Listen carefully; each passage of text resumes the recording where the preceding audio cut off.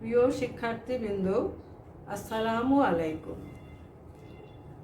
আমি স্বাগতা ম্যাডাম পল্লবী মহিলা degree college থেকে অনলাইন ক্লাসে তোমাদের সবাইকে শুভেচ্ছা জানাচ্ছি। তোমরা নিশ্চয়ই সবাই ভালো আছো? আচ্ছা, আমিও ভালো আছি, আলহামদুলিল্লাহ। আমরা ইতিমধ্যেই আমাদের সমাজবিজ্ঞান প্রথম পত্র অধ্যায় 8 নিয়ে আলোচনা করছিলাম। তা আমাদের এই অষ্টম অধ্যায়ের আলোচনার বিষয়বস্তু কি ছিল? সামাজিক স্তরবিন্যাস ও অসমতা, তাই না? আমরা আজকে এই অধ্যায়ে আমরা আলোচনা করব সামাজিক অসমতা এবং জেন্ডার সম্পর্কে। সামাজিক অসমতা এবং জেন্ডার। তো আমরা প্রথমে সামাজিক অসমতাটা কি, এই সামাজিক অসমতার সংজ্ঞা, তারপরে সামাজিক অসমতার প্রকারভেদ প্রভৃতি নিয়ে আমরা আলোচনা করব। আচ্ছা, সামাজিক অসমতা আমরা কি বুঝি? অসমতা অর্থই হচ্ছে কিন্তু যে সমান না হওয়া, তাই না? যে সমান না হওয়া। সমতা যেমন সমান হওয়া, আর অসমতাটা হচ্ছে কি সমান না হওয়া। তো আমাদের এই যে সামাজিক অসমতা সমাজবিজ্ঞানের একটি গুরুত্বপূর্ণ কনসেপ্ট বা ধারণা। তো এই যে অসমতাটা আসলে আমাদের এই যে সমাজের মধ্যে আমরা যে বিষয়টা, যে সামাজিক যে স্তর বিন্যাস, আমরা জানি যে মানব সমাজ স্তরে স্তরে বিভক্ত। যেমন আমাদের সমাজবিজ্ঞানী কার্ল মার্কস তিনি বলেছেন যে এই মানব সমাজ হচ্ছে কি শ্রেণী সংগ্রামের ইতিহাস, তাই না? অর্থাৎ দেখা যায় যে প্রত্যেকটি স্তরে মানুষ কিন্তু তার সংগ্রামের মধ্যে দিয়ে একটি ধাপ থেকে আরেকটি ধাপ থেকে কিন্তু উন্নতি লাভ করেছে। তো সেখানে আমরা আসলে কেন এই সংগ্রামটা হচ্ছে, এই শ্রেণী সংগ্রামটা কেন হচ্ছে, তার কারণই হচ্ছে কি যে আমাদের সমাজের মধ্যে আমরা সর্বদাই সর্বস্তরে অসমতাটা লক্ষ্য করি। তো এখন আমরা আসলে এই অসমতাটা কি বোঝায়? অসমতা হচ্ছে যে সমাজের যে কাঙ্ক্ষিত বিষয়গুলোর অসম বন্টন।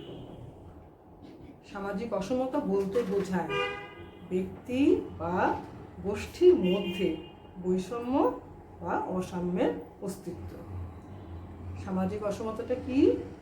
ব্যক্তি বা গোষ্ঠীর মধ্যে বৈষম্য বা অসাম্যের অস্তিত্ব। আমরা জানি যে সমাজের 2 বা ততোধিক গোষ্ঠীর মধ্যে মর্যাদা, ক্ষমতা, সুযোগ সুবিধা, দান, অনুদান, বিধি নিষেধ ও অন্যান্য কি থাকে যে পার্থিব সম্পদের ক্ষেত্রে যে পার্থক্য দেখা যায় সেটাই কিন্তু সামাজিক অসমতা, তাই না? তাহলে আমরা যে দেখি যে সমাজের মধ্যে আমরা যে বসবাস করি, হ্যাঁ, এখানে আমরা আমাদের যে অর্থনৈতিক সাপোর্টটা, অর্থনৈতিক বিষয়টা কিন্তু একটা বিশাল গুরুত্বপূর্ণ ব্যাপার। তারপরে আমরা আমাদের যে মর্যাদা, ক্ষমতা, সুযোগ সুবিধা আমরা কিন্তু সবাই সমানভাবে কিন্তু লাভ করি না, তাই না? তো সেখানে আমরা সমানভাবে লাভ করি না। তার কারণ কি? যে আসলে সমাজের মধ্যে একটা অসমতা বিরাজ করে।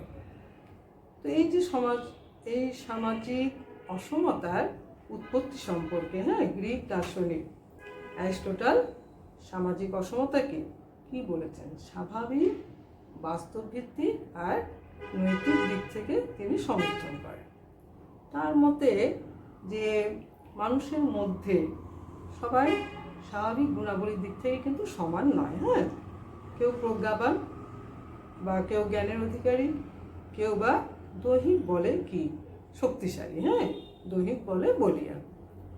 তাহলে দেখা যাচ্ছে যে অ্যারিস্টটল তিনি কিন্তু এই যে মানুষের মধ্যে যে অসমতাটা রয়েছে তিনি তাকে কি স্বাভাবিক বলেছেন, স্বাভাবিক। হ্যাঁ, যেটা প্রকৃতগতভাবে মানুষের মধ্যে একটা বিভাজন কিন্তু সৃষ্টি হয়ে যায়। তিনি একটা সুন্দর কথার মধ্যে দিয়ে যেমন বলেছেন যে আত্মার নিকট দেহ, বুদ্ধির নিকট ক্ষুধা, মানুষের নিকট পশু, আর পুরুষের নিকট নারী, পিতামাতার নিকট সন্তান যেমন অধীন, ঠিক তেমনি প্রজ্ঞাবান মানুষের নিকট প্রজ্ঞাহীন মানুষ হচ্ছে অধীন। তাহলে দেখা যায় যে এই যে সামাজিক অসমতাটা কি শুধু প্রকৃতির স্বাভাবিক ও শাশ্বত বিধানে হিসাবেই নয়, বরং এটি একটি ন্যায়সঙ্গত, হ্যাঁ, স্বতঃসিদ্ধ।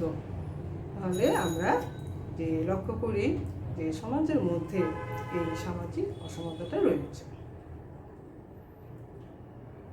এবার আমরা এই সামাজিক অসমতার কিছু সমাজবিজ্ঞানীর সংজ্ঞা নিয়ে আলোচনা করব। সমাজবিজ্ঞানী নেইল জে স্পেন্সার, হ্যাঁ, তার সোশিওলজি নামক গ্রন্থে তিনি বলেন যে অসমতা এমন একটি অবস্থাকে নির্দেশ করে যেখানে মানুষ সামাজিক বিষয়াদি যেমন অর্থ, ক্ষমতা ও সম্মানের ক্ষেত্রে সমান অধিকার পায় না। আচ্ছা, আমরা এখন সমাজবিজ্ঞানী ম্যাক্স ওয়েবার, হ্যাঁ, বিংশ শতকের শুরুতে ম্যাক্স ওয়েবার সামাজিক অসমতার তিনটি উপাদানকে তিনি চিহ্নিত করেছেন। সেই তিনটা উপাদান হচ্ছে, দেখো, যে সম্পদের অসমতা, মর্যাদার অসমতা আর ক্ষমতার অসমতা।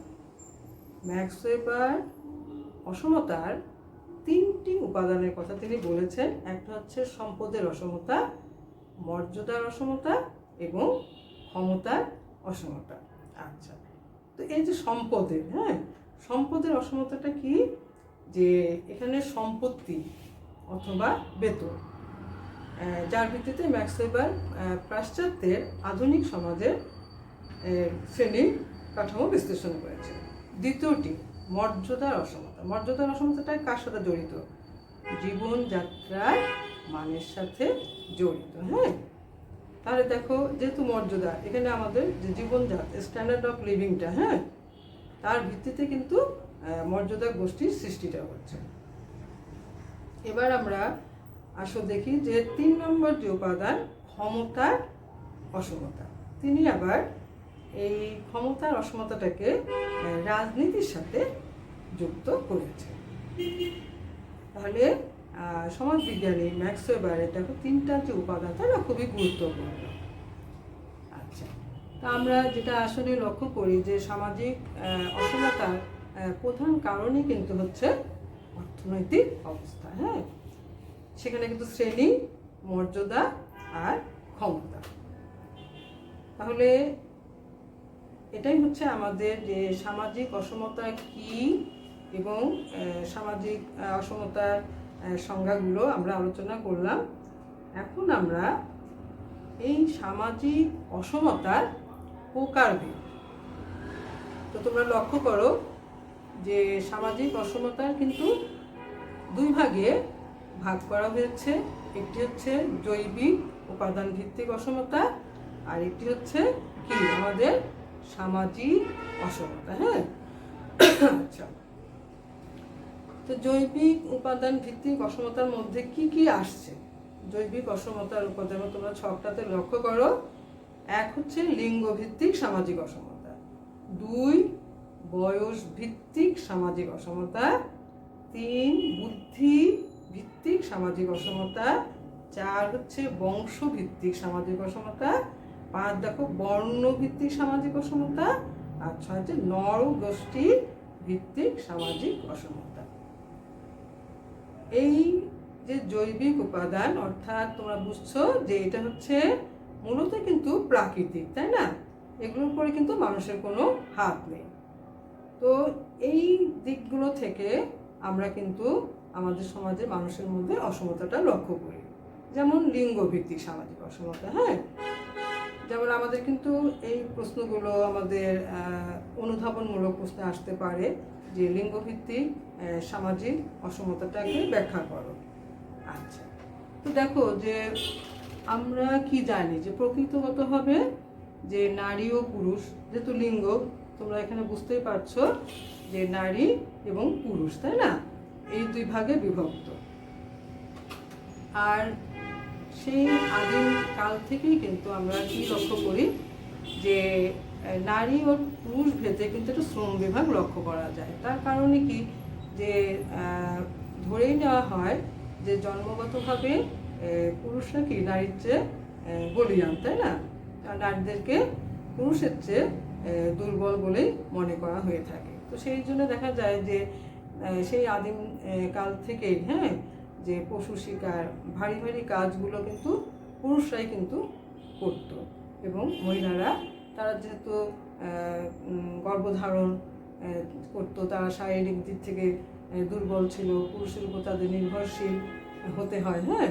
তো এই যে বিষয়গুলো দেখা যায় যে নারীরা পুরুষের উপর নির্ভরশীল। তো এখানে আমরা আসলে দেখা যাচ্ছে যে এটা হচ্ছে প্রকৃতিগতভাবে এবং জন্মগতভাবে নারীরা পুরুষের থেকে দুর্বল, হ্যাঁ, মানে এটা শারীরিক শক্তির গঠনই হচ্ছে এভাবে এসেছে। আচ্ছা, তারপরে আমরা যে বয়সভিত্তিক সামাজিক অসমতাটা কি? বয়স ভেদেও কিন্তু সামাজিক অসমতা হয়। যেমন মনে করো যে আমাদের দেখা যায় যে পুরুষ, মহিলা এবং শিশু আছে, তাই না, এবং বৃদ্ধও কিন্তু রয়েছে। আর দেখো যে বয়সের দিক থেকে শিশুরা বড়দের উপর নির্ভরশীল হয়, এবং বয়স্ক যারা, হ্যাঁ, বৃদ্ধারাও কিন্তু কি করে, তারাও কিন্তু নির্ভরশীল, তাই না? তার কারণ কি যে তারা কিন্তু যুবকদের মতো কিন্তু আর পরিশ্রমটা করতে পারছে না। স্বাভাবিকভাবে তখন কি হচ্ছে যে পরিবারের, হ্যাঁ, কর্মক্ষম মানুষের উপর কিন্তু তারা কিন্তু নির্ভরশীল থাকে, হ্যাঁ। তাহলে এই যে একটা তারতম্য, তখন কিন্তু দেখা যায় যে বয়সের তারতম্যের কারণে কিন্তু বয়স্ক মানুষকে কিন্তু অবশ্যই সম্মান এবং শ্রদ্ধা করা হয়, কিন্তু তারপরেও দেখা যাচ্ছে যে এই যে একটা বয়সের কারণে কিন্তু তাদের মধ্যে কিন্তু একটা সামাজিক অসমতাটা কিন্তু সৃষ্টি হচ্ছে। তার কারণে কি যে তখন দেখা যাচ্ছে যে শিশু এবং বৃদ্ধরা আমাদের কর্মক্ষম মানুষের উপরে কিন্তু নির্ভরশীলতা হচ্ছে।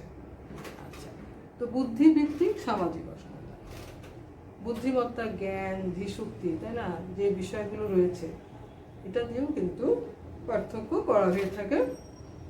তো এখানে যে বিষয়গুলো আসে, যেমন বিভিন্ন দার্শনিকগণ, সমাজবিজ্ঞানী, সড়কিন, হ্যাঁ, যে যেমন মনে করেন যে উচ্চ শিক্ষিত পরিবারের সন্তানরা বেশি বুদ্ধি সম্পন্ন হয়ে থাকে, উচ্চশিক্ষিত। আর যে পরিবারগুলো তোমার শিক্ষায় শিক্ষিত হয়নি, সেসব পরিবারের সন্তানরা কম শিক্ষা গ্রহণ করে থাকে। তো সেখানে দেখা যাচ্ছে যে বুদ্ধিমত্তার দিক থেকে উচ্চশিক্ষিত পরিবারের কি সন্তানরা বেশি শিক্ষিত। তো এইভাবেও দেখা যায় যে একটা সামাজিক অসমতার সৃষ্টি হয়। যেমন আমাদের জানি যে বর্ণভেদে শ্বেতাঙ্গদের চেয়ে কৃষ্ণাঙ্গদের কি কম বুদ্ধিসম্পন্ন বলে কিন্তু মনে করা হয়ে থাকে। যে মনে করা হয় যে শ্বেতাঙ্গরাই সমাজ সভ্যতার ক্ষেত্রে বেশি অগ্রণী ভূমিকা পালন করে, কিন্তু আসলে কিন্তু তাও নয়, কৃষ্ণাঙ্গরাও কিন্তু সমাজ সভ্যতার ক্ষেত্রে কিন্তু তারা অবদান কিন্তু রাখে। আচ্ছা, তো এবার আমরা আসবো বংশভিত্তিক সামাজিক অসমতা। বংশগত দিক থেকেও কিন্তু মানুষের সামাজিক মর্যাদাটা নির্মিত হয়, তাই না? আচ্ছা, এখানে দেখো যে যেমন বংশের দিক থেকে দেখা যায় যে উচ্চ বংশীয়, রাজ পরিবারের কথা আসতে পারে। রাজ পরিবার অন্যান্য সাধারণ পরিবারের তুলনায় কিন্তু বেশি সামাজিক মর্যাদা সুযোগ সুবিধা লাভ করে থাকে। হ্যাঁ, আচ্ছা, তারপর আমরা আমাদের সমাজের মধ্যে জানি যে বিভিন্ন উচ্চ বংশীয় যারা আছে সেই ক্ষেত্র থেকেও কিন্তু সমাজের মধ্যে একটা অসমতাটা সৃষ্টি হয়। যেমন গ্রিক সমাজে দাসরা কী ছিল, যুদ্ধবন্দী কৃতদাস ছিল, তাদেরকে কিন্তু নাগরিকতা দেওয়া হতো না। হ্যাঁ, তো দাসদের মনিবের কি সম্পত্তি বলে কিন্তু মনে করা হতো। তো এইভাবে আমরা যে বংশভিত্তিক সামাজিক অসমতাটা লক্ষ্য করি। এবার আমরা আসবো বর্ণভিত্তিক সামাজিক অসমতা। বর্ণ সামাজিক অসমতার ক্ষেত্রে বর্ণ প্রথাটা খুবই একটা কিন্তু গুরুত্বপূর্ণ প্রত্যয়। কেননা প্রকৃতিগতভাবেই এক এক বর্ণে জন্মগ্রহণ করে। তো আসলে আমরা বর্ণের কথাটা যখনই চলে আসে সে তার সাথে সাথে যে একটা বিষয় জড়িত, যে আমাদের হিন্দু ধর্মে বর্ণ কথাটা কিন্তু মেনে চলা হয়। আমরা সবাই জানি যে এই যে বর্ণের ভিত্তিতে কি হিন্দু ধর্মের 4টা কিন্তু জাতিবর্ণ রয়েছে, তাই না? ব্রাহ্মণ, ক্ষত্রিয়, বৈশ্য এবং শূদ্র। তো সেখানে দেখা যায় যে এই যে তাদের মধ্যে যে একটা একটা করে শ্রেণীভেদ, যে ব্রাহ্মণ, তারপর ক্ষত্রিয়, বৈশ্য, শূদ্র, সেখানে কিন্তু আমরা একটা বিশাল অসমতাটা কিন্তু তাদের মধ্যে লক্ষ্য করে থাকি। এবার হচ্ছে যে নরগোষ্ঠীগত সামাজিক অসমতা। আসলে নরগোষ্ঠীটা হচ্ছে কি, যে নৃগোষ্ঠী।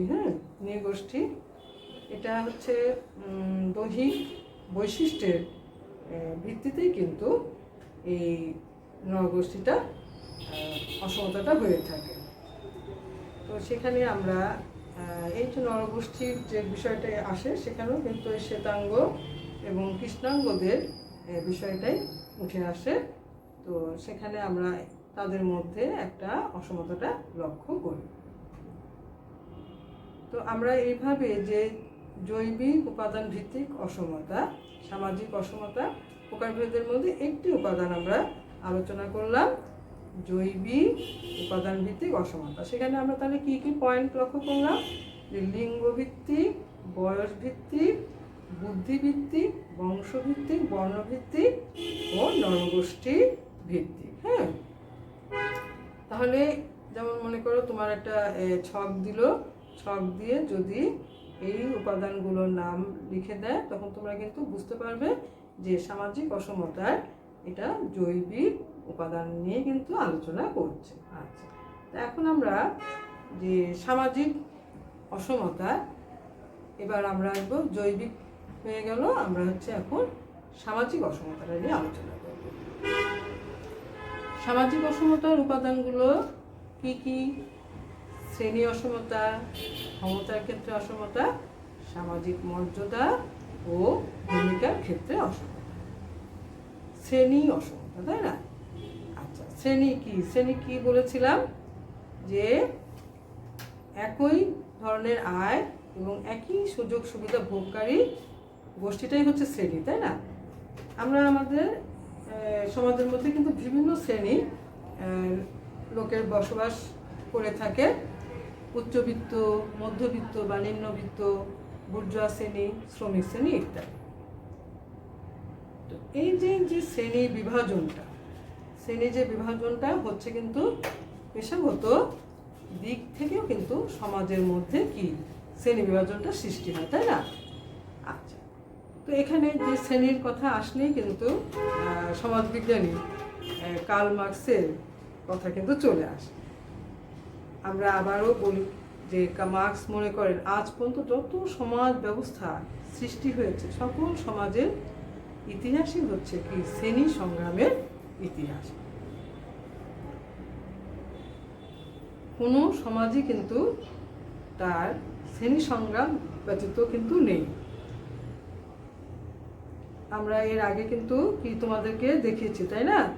যে কিভাবে আমরা আমাদের আদিম সাম্যবাদ সমাজ, তারপরে আমরা কি আসলাম দাস সমাজ, সামন্ত সমাজ, তারপরে আমাদের পুঁজিবাদ এবং সমাজতান্ত্রিক সমাজ, তাই না?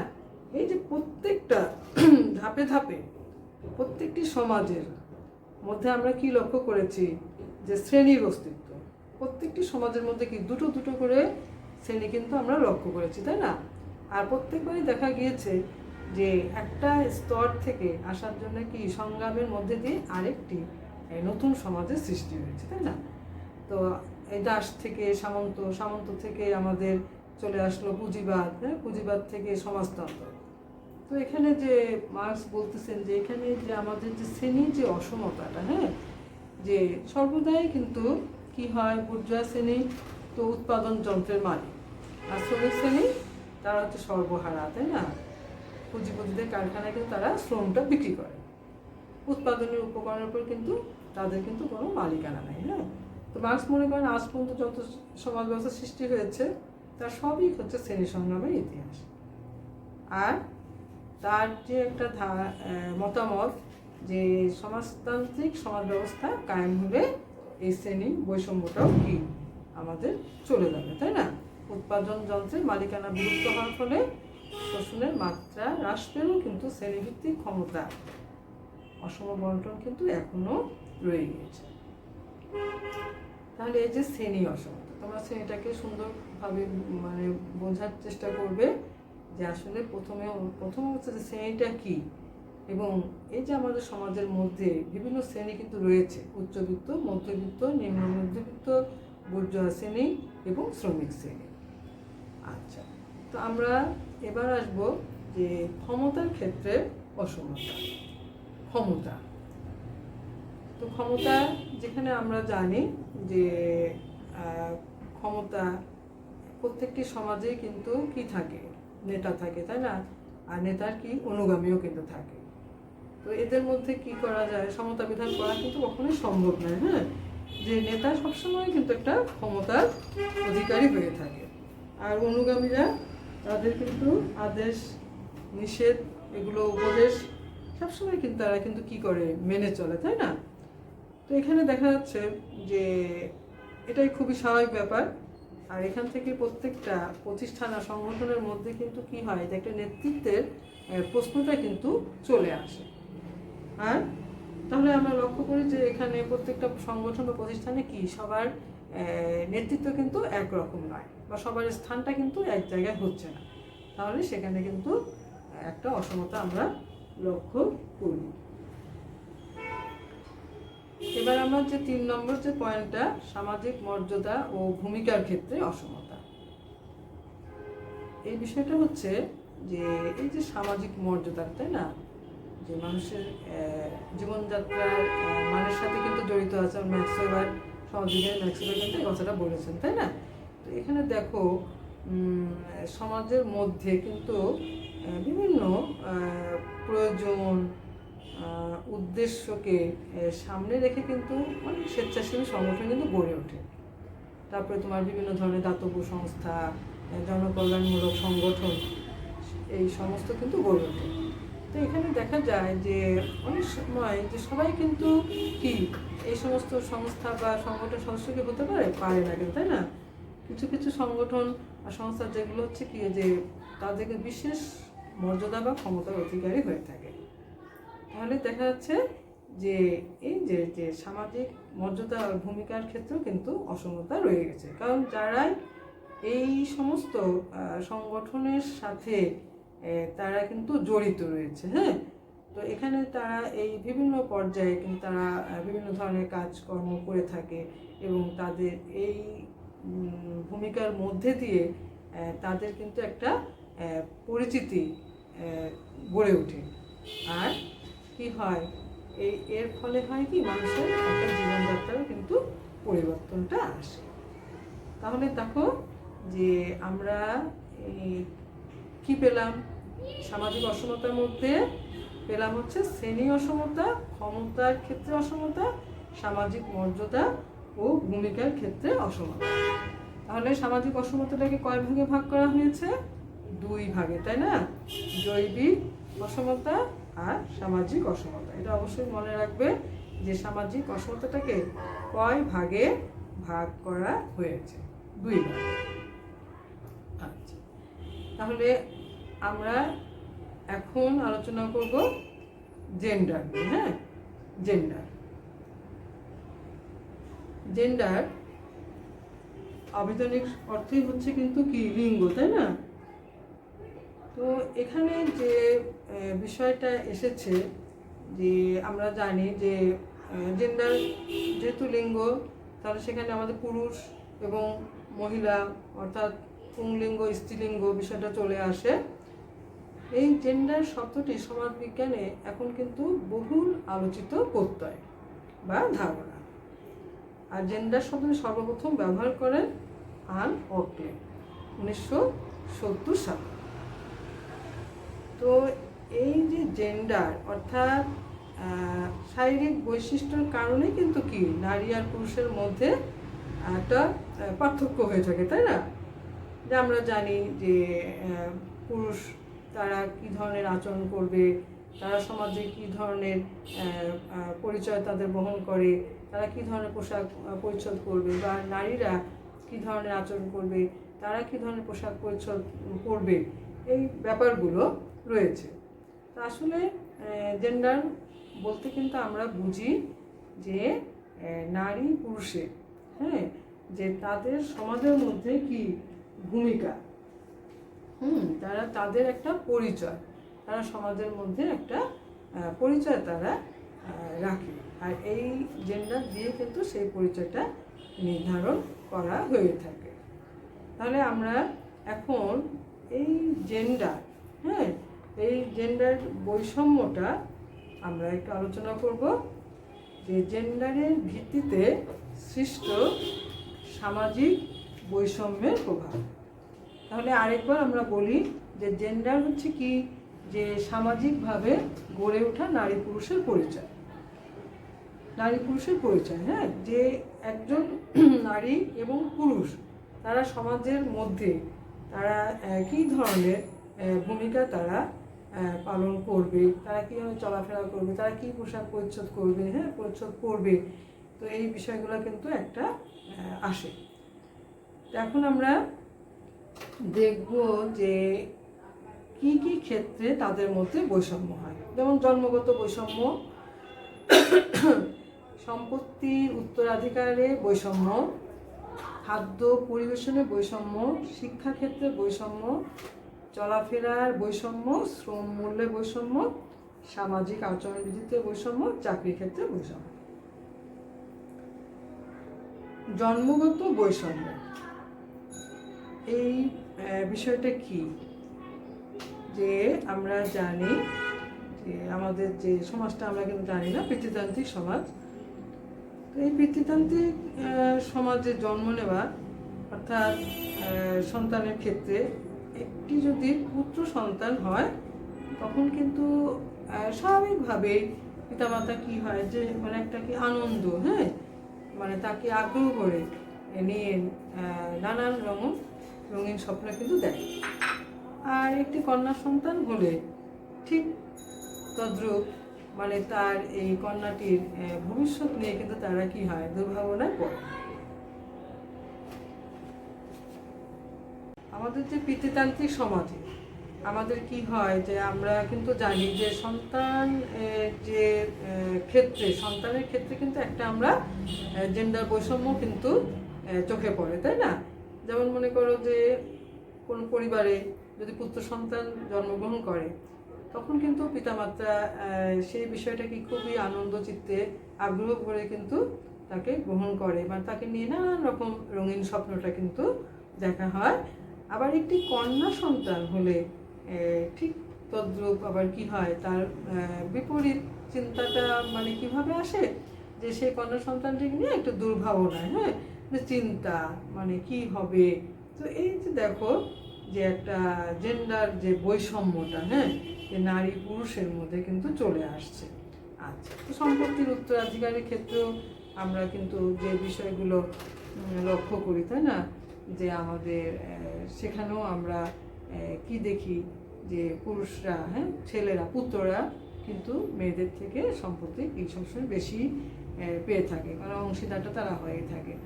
আবার আমরা জানি আমাদের সমাজে বোনরা, হ্যাঁ, তারা কিন্তু দেখা যায় অনেক ক্ষেত্রে তারা কিন্তু ভাইদেরকে দিয়ে দেয়, আবার মেয়েরা নারীরা প্রতারণারও কিন্তু শিকার হয়ে থাকে। আচ্ছা, যাই হোক, এবার আমরা হচ্ছে খাদ্য পরিবেশনে বৈষম্য। সেখানে আমরা কি লক্ষ্য করি যে খাবার পরিবেশনকালে একটি পুত্রকে বা পুরুষই ধরো, সেখানে কিন্তু দেখা যায় যে তার খাবারে কি সবসময় বেশি অংশটাই চলে যায়, তাই না? মানে এটা হচ্ছে কি আসলে পিতৃতান্ত্রিক পরিবারের একটা প্রভাব যেটা কিন্তু রয়েছে। হ্যাঁ, তো আমরা যে যে ক্ষেত্রে আসলে লক্ষ্য করি যে মহিলারা দেখা যায় যে সবার শেষে খাওয়ার অভ্যাসটা, এবং তারা পরিবারের সবাইকে দিয়ে তারপর হয়তো দেখা যাচ্ছে যে তারা আহারটা করছে। তো এক্ষেত্রে আমরা বরাবর একটা বৈষম্য আমরা লক্ষ্য করে থাকি। শিক্ষাক্ষেত্রে এই বৈষম্যটাও কাজ করে। তার কারণ কি, যে তারা চিন্তা করে যে বিষয়গুলো রয়েছে আর কি আমাদের পিতৃতান্ত্রিক সমাজে, যে কন্যা অপেক্ষা পুত্র সন্তান কি অধিক আকাঙ্ক্ষিত। কারণ ভাবে তারা যে যদি লেখাপড়া করাতে হয় বা শিক্ষার ক্ষেত্রে এগিয়ে নিয়ে যাওয়া, তাহলে হয়তো পুত্র সন্তানটা কি শিক্ষার ব্যবস্থা করা হলে ভালো, কন্যা সন্তানটির জন্য ততখানি করা হয় না। হ্যাঁ, তো এইভাবে আমরা অনেক ক্ষেত্রেই এই বৈষম্যটা লক্ষ্য করি। পুত্র সন্তানদের হয়তো টিউটর রাখছে বা কন্যা সন্তান তা নয়, কিন্তু এভাবে আছে, বৈষম্য আছে। আবার এখন এই বৈষম্যগুলো কিন্তু কি হচ্ছে, এখন কিন্তু কমেও আসছে, তাই না? এখন কিন্তু অধিকাংশ ক্ষেত্রে কিন্তু আমাদের কি মেয়েদের প্রতিও কিন্তু যত্নশীল হওয়া হচ্ছে আমরা, তাই না? আচ্ছা, চলাফেরার ক্ষেত্রে কিন্তু বৈষম্য, যেমন একজন পুরুষ সে দিনের বেলায় রাতের বেলায় যে কোনো সময় কিন্তু সে চলাচলটা করতে পারে, কিন্তু একজন মেয়ে বা মহিলা তারপর কিন্তু নিষেধাজ্ঞা জারি থাকে। কারণ কি, সে কিন্তু সব সময় তারা কিন্তু বের হতে পারে না। হয়তো দেখা যাচ্ছে রাতে, সে অধিক রাতে সে কিন্তু বের হতে পারবে না, তাই না? এই হচ্ছে বিষয়গুলো যে আমরা বৈষম্যটা লক্ষ্য করি। শ্রম মূল্যেও কিন্তু আমরা কি লক্ষ্য করি যে আমাদের যে বাংলাদেশে বিভিন্ন পেশায় রয়েছে মেয়েরা, পুরুষের তুলনায় কিন্তু তারা কিন্তু কম মজুরিও কিন্তু পেয়ে থাকে। আচ্ছা, তারপর হচ্ছে আচরণগত, না আচরণগত দিক থেকে যে আসলে এই যে সমাজের মধ্যে যে আচরণ, মানে মেয়েরা এইভাবে আচরণ করবে, এইভাবে তাকে সেই ধাঁচে তাকে গড়ে তুলতে হবে, মানে এর বাইরে তাকে যাওয়া যাবে না। তো যেহেতু এটা আবার কি হয় যে সমাজ নারীর উপরে কিন্তু এই সামাজিক সাংস্কৃতিক বিধিনিষেধগুলো কিন্তু আরোপ করেছে। হ্যাঁ, আচ্ছা, চাকরির ক্ষেত্রে দেখো যে স্বাভাবিকভাবেই একটা বৈষম্য সৃষ্টি হয়। যেমন অনেক ক্ষেত্রে মহিলাদেরকে অনেক বড় বড় ক্ষেত্রে কিন্তু তাদেরকে নিরুৎসাহিত করা হয়। তাদের নিরাপত্তা কর্মী, নৈশ প্রহরী, ড্রাইভার, আরও অনেক আছে যেগুলো বিভিন্ন বড় বড় প্রতিষ্ঠানে তাদেরকে কি আমরা একটু কি থাকে যে নিরাপত্তার অভাবটা থাকে। সেই ক্ষেত্র থেকে দেখা যায় যে অনেক সময় আবার মেধার দিক দিয়ে চিন্তা করা হয় যে একজন মেয়ে বা মহিলা হয়তো এই পোস্টে কি ভালো করতে পারবে না, যেটা একজন পুরুষ করতে পারবে। হ্যাঁ, তো সেজন্য দেখা যায় যে কাজের ক্ষেত্রে, কর্মক্ষেত্রে কি পুরুষরাই কিন্তু অগ্রাধিকারটা লাভ করে থাকে। তাহলে এভাবেই আমরা এই বিভিন্ন বৈষম্যগুলো কিন্তু লক্ষ্য করি। তাহলে এই যে জেন্ডার কি এবং জেন্ডারের ভিত্তিতে সামাজিক বৈষম্যের প্রভাবটা নিয়ে আমরা আলোচনা করলাম। তাহলে কি কি ক্ষেত্রে ছিল? জন্মগত বৈষম্য, সম্পত্তির উত্তরাধিকারের বৈষম্য, খাদ্য পরিবেশনে বৈষম্য, শিক্ষাক্ষেত্রে বৈষম্য, চলাফেরার বৈষম্য, শ্রম মূল্যে বৈষম্য, সামাজিক আচরণ বিধিতে বৈষম্য, চাকরি ক্ষেত্রে বৈষম্য। তাহলে আজকে আমরা এই দুটো বিষয় নিয়ে আলোচনা করলাম। পরবর্তীতে আমরা আবার এই সামাজিক স্তরবিন্যাস এবং অসমতা থেকে অন্যান্য কনসেপ্টগুলো নিয়ে আলোচনা করব। তাহলে তোমরা সবাই মনোযোগ দিয়ে বাসায় পড়বে, যে প্রশ্নগুলো, যে বিষয়গুলো নিয়ে আলোচনা করা হলো সেগুলো তোমরা সুন্দর করে রিভিশন করবে। তাহলে আজকে আমি আমার এই আলোচনার মধ্যে দিয়ে আমাদের ক্লাস শেষ করছি। সকলকে ধন্যবাদ জানিয়ে।